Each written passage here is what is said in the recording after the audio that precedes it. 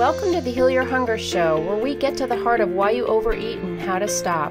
If you struggle with food and weight like I did, welcome home. Hello and welcome to the Heal Your Hunger Show. Thanks so much for joining me today. I'm really psyched to have you here and very honored that you've decided to spend the next 20 minutes or so with me. Thanks so much for that. And if you're new to the Heal Your Hunger Show, we talk about all things emotional eating here. That's right. Everything that pertains to the emotional eater. And if you don't know if you're an emotional eater or not, you gotta take the quiz. Go to healyourhunger.com and there's a quiz on there that will tell you whether you're an emotional eater or a food addict or somewhere in between. And you will get a personalized score, so you'll know exactly where you are on the emotional eating spectrum. So be sure to check that out. Now today I want to talk to you about an experience I've just had in the past 24 hours. And I just thought it really showed me some things about myself and about something that I love to talk about. And that is the issue of following our heart. And what's so important is that as emotional eaters, we get in touch with and in tune with what's inside our heart, and this is otherwise known as listening to that still small voice, or listening to Spirit or Holy Spirit or God or your intuition, inspiration. Oh my goodness, there's so many words for it, and I believe it's all pretty much the same thing when it gets boiled down, and that is that really a wonderful way of putting it is that still small voice inside, and it is always there, and it's always speaking to us, and it's always guiding us to our highest and best good. And the reason I'm bringing this up is because I had an experience myself of not listening to that still small voice, and then deciding to listen to that still small voice. So before it was too late, but had I listened right out of the gate, I would have saved myself some money and some trouble. So here's what happened. I am in San Diego right now at a conference, and ahead of time I booked an Airbnb. The hotels were exorbitant in around the conference, or at the hotel that conference was at, and all that they were booked, and so all the surrounding hotels, they were all like $300 a night, and I was coming down for 3 nights. I thought there's no way I want to spend that kind of money. You know, I have a young business, and I just have no business spending that kind of money to attend this business conference. So I looked for Airbnb, and I found something that wasn't too far away. It was in town in the Gaslight District, or a little bit outside of it in San Diego.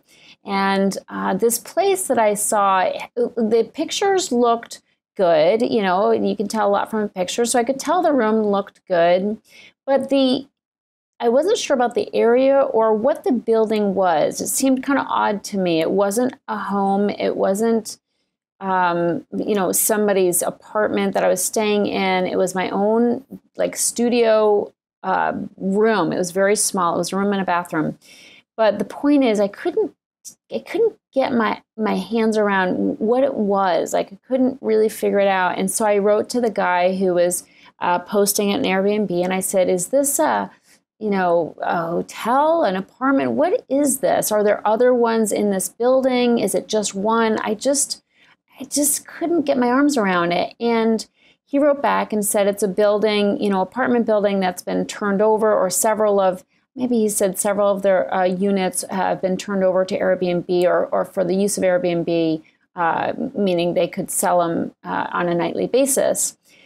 And I thought, okay, you know, I had mentioned in my inquiry that I was a single woman here. I mean, I'm married, but for all intents and purposes, here I am in San Diego as a single person on my own.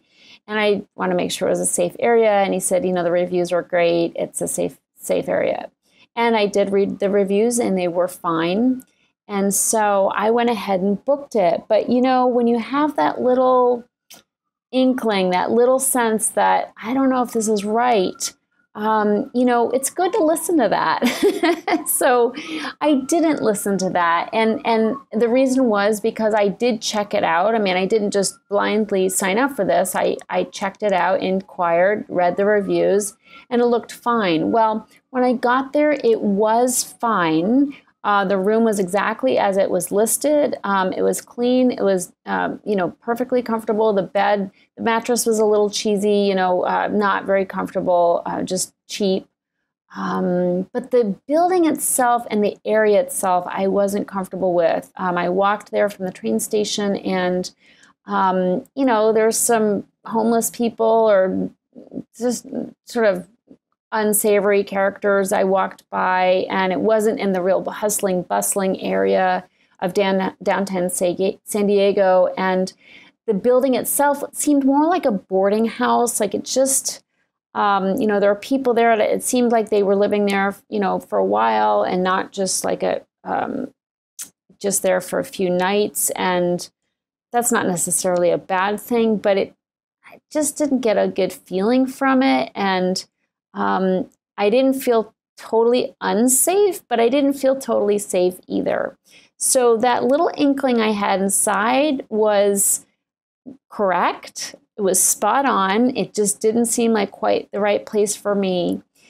And what happened was, I meditated. I had just gotten to the room. It was around 4 o'clock. So I meditated, and I felt good after I meditated. But I talked to a friend of mine who was also attending the conference, and she on the phone was saying, oh gosh, I'm staying at this Ramada. It's really old, but they gave me the nicest suite, with 2 rooms, and it's got a view.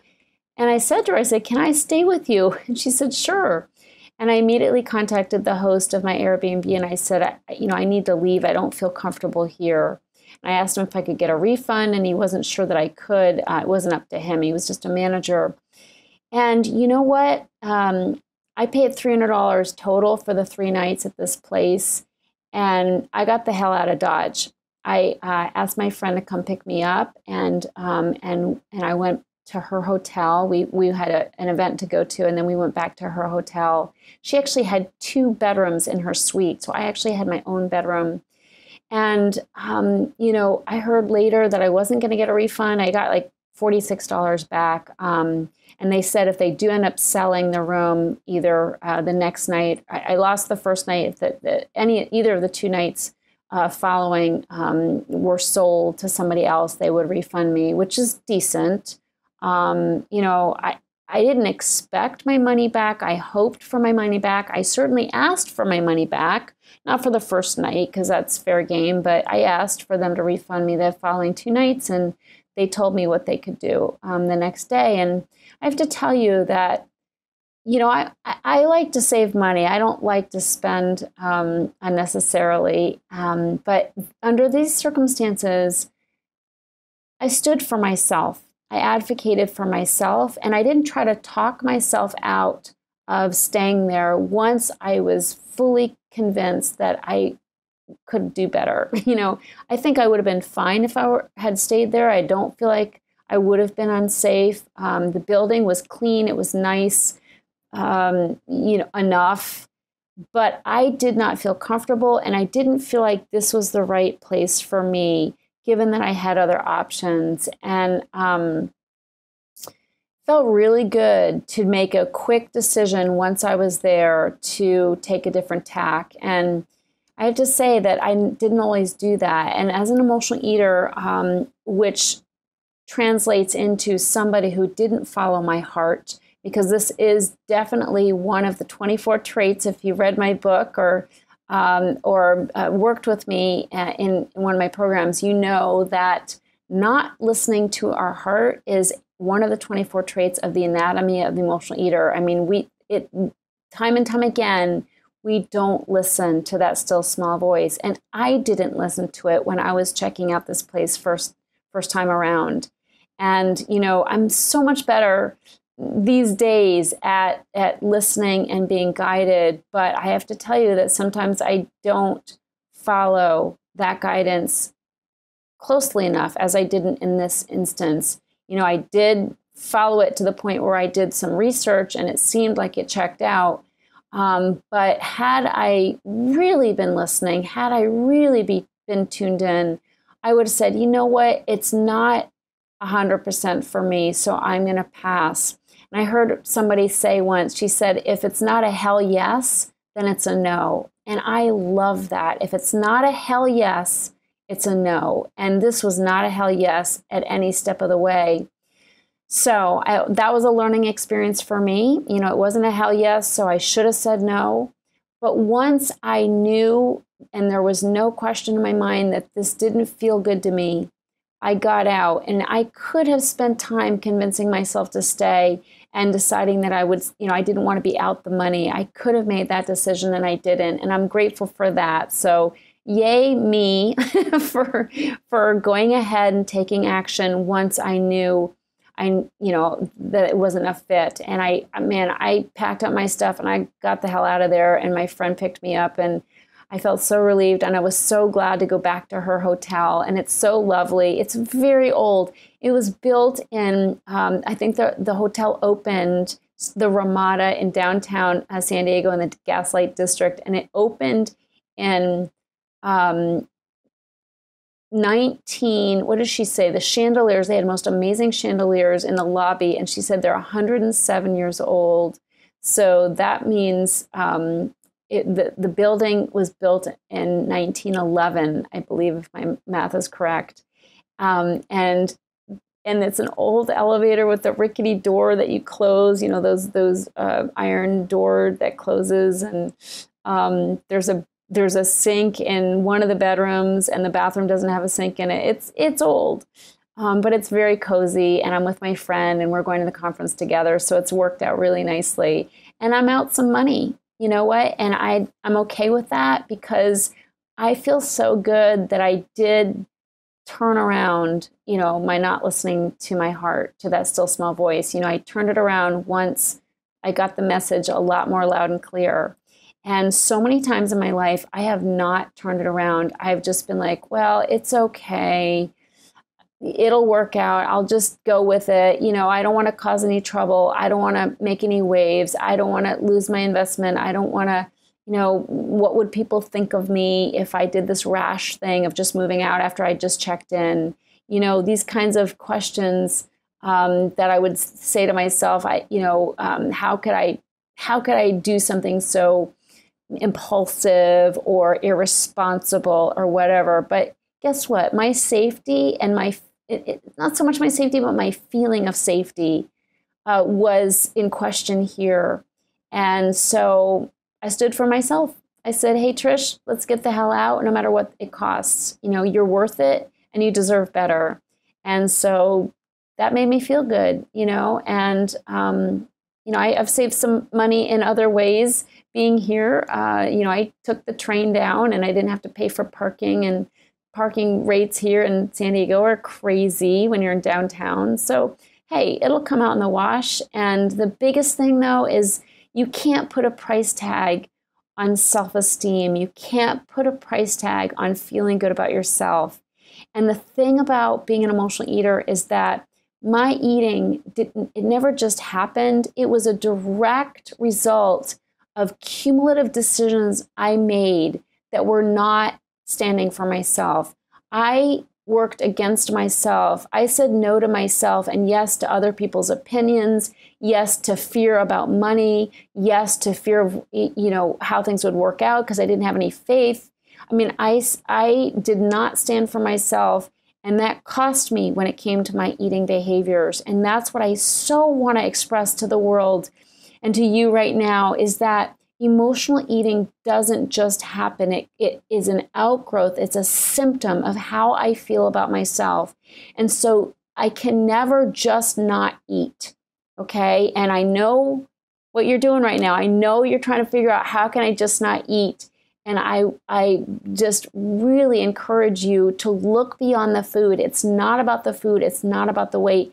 And it has everything to do with those little decisions we're making on a daily basis, those little, you know, self-effacing choices that we make, thinking we don't matter, thinking it doesn't matter. When we make those decisions to put ourselves in uncomfortable situations, we are chipping away at our self-esteem. We're eroding our sense of self.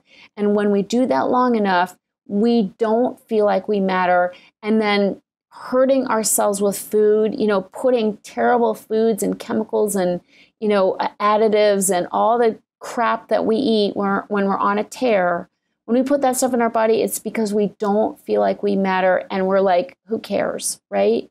Well, the way you can start caring is not only with what you eat, but because what you eat is a symptom, you can do it in other areas of your life as well, where you decide you matter. You decide you matter, and you're going to pull out of a situation that doesn't feel right to you.